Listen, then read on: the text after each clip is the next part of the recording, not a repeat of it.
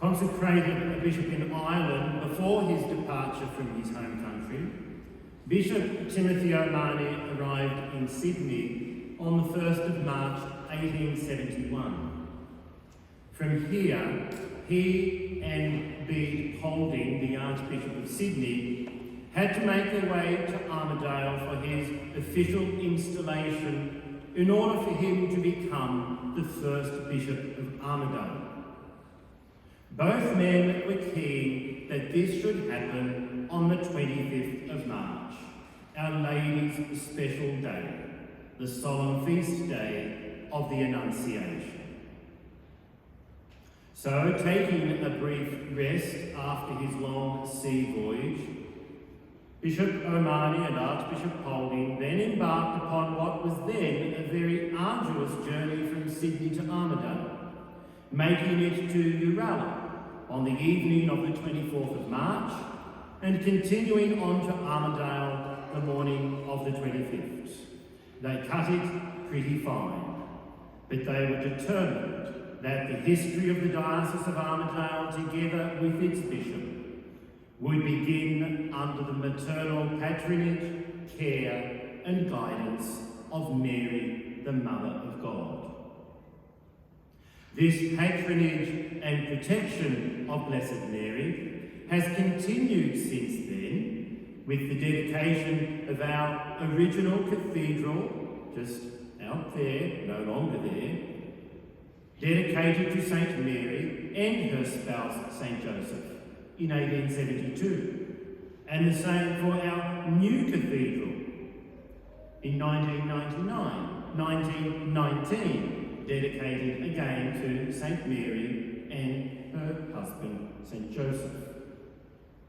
And then it continued when the Pope then appointed and declared the Blessed Virgin Mary of the Rosary the principal heavenly patron before God of the whole diocese. The sentiment behind these deliberate choices of our forebears in faith for the diocese to remain ever close and united to our Heavenly Mother would eventually be expressed some years later by the Second Vatican Council in 1964, when it said that Mary shines forth on earth until the day of the Lord shall come, a sign of certain hope and comfort to the pilgrim people of God, and that by her maternal charity, her love, she cares for the brothers and sisters of her Son who still journey on earth, surrounded by dangers and difficulties. But long before these words were written at the Second Vatican Council, there stands another word, a single word, an impressive and potent word. That word is yes.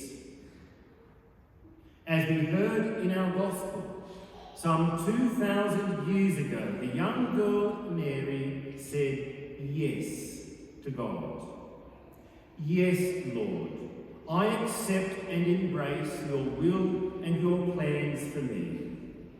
I will be who you want me to be. I will go where you want me to go.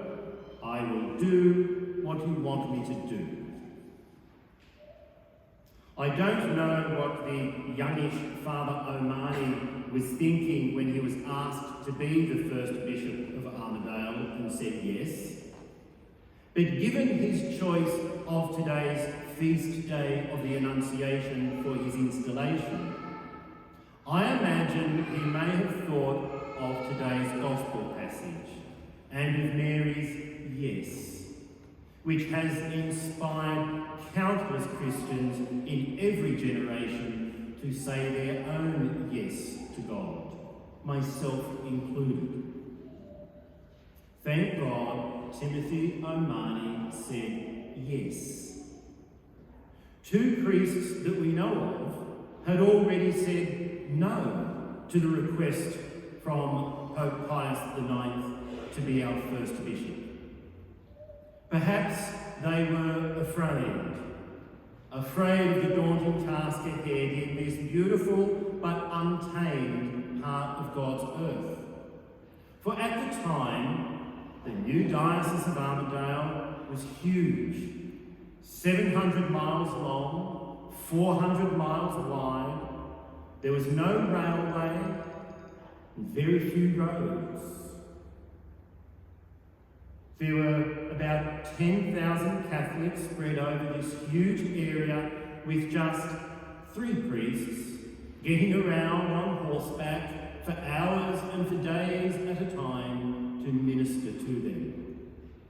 There were as yet no religious sisters or brothers in the area, no cathedral, just 4 little stone or brick chapels and a few of timber, 2 presbyteries and 3 schools. There wasn't much.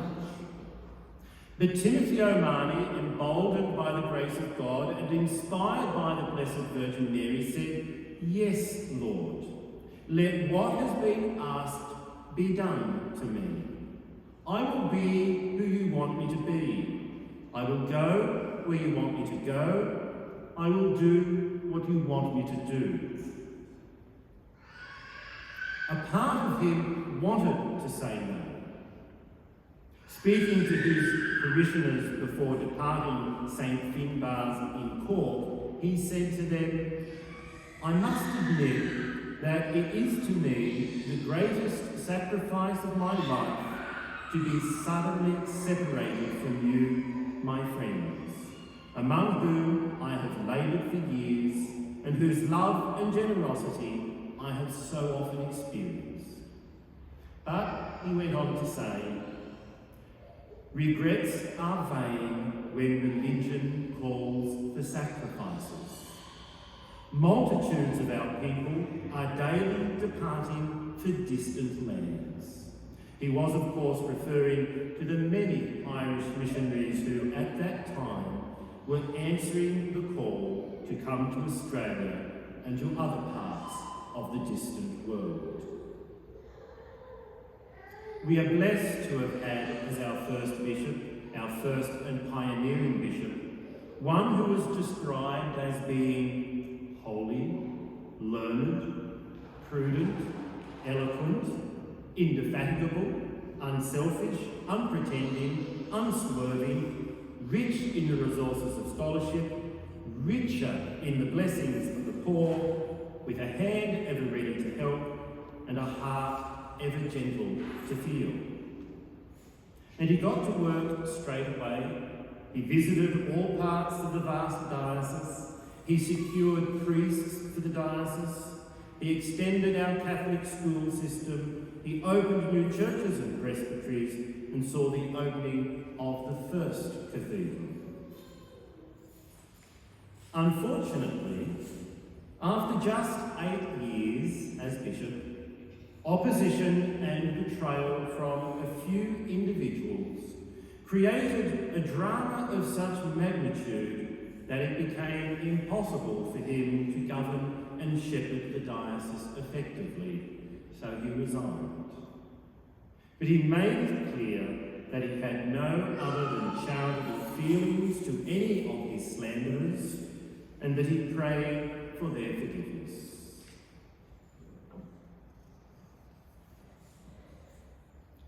Bishop Timothy O'Mahony is one of many missionaries whose yes to God has had a profound influence not only on our own diocese but on the whole of Australia, as they carried the knowledge and love of God to people who otherwise would not have known and loved him, who would not have known the fullness of life and salvation that only Jesus Christ can give.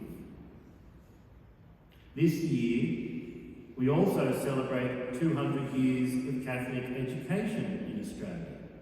And so I think of the many religious sisters, brothers, priests and lay people who have said yes to God and devoted their lives to teaching our children about him. I also think of our many modern missionary priests in the diocese today from the Philippines, Nigeria, India, Ghana and Vietnam. Like Bishop O'Mahony, they too may have been somewhat reluctant to leave their home country, but have nevertheless said yes to God and have given their lives for the kingdom of God in the Diocese of Armidale. And so, my hope today is that you and I will be inspired by the yes of the Virgin Mary, the yes of Bishop O'Mahony, and the yes of the many other missionaries who have carried the word and the love of God to us for the past 150 years in the Diocese of Armidale. My dream is that they will remind us that the Church in our own time, and you and I as baptised members of the Church, are all called to be missionaries, to say yes, and to carry the word and the love of God to others. For our faith is a great gift, not for us alone, but to be shared with others. May Bishop Timothy O'Mahony inspire us, and may the Blessed Virgin Mary pray for us.